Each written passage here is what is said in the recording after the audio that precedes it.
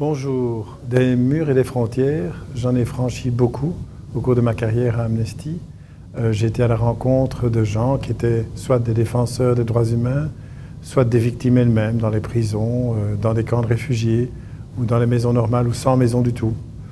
Et à chaque fois, je me suis fait la même réflexion. C'était des frères, des sœurs. Ils étaient de l'autre côté de frontières et de murs, c'est vrai, mais ils étaient comme moi. Ils étaient comme mes enfants. Ils pourraient être mes enfants.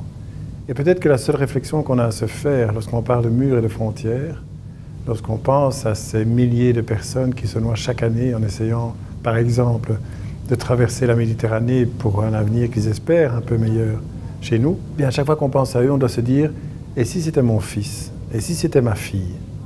Et si c'était ma mère ? Et si c'était mon père ?» Ce sont eux qui essayent de nous rejoindre parfois.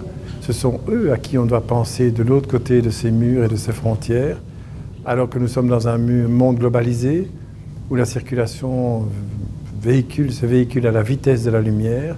Nous sommes incapables de nous rendre sur place dans nos têtes et de penser comme eux.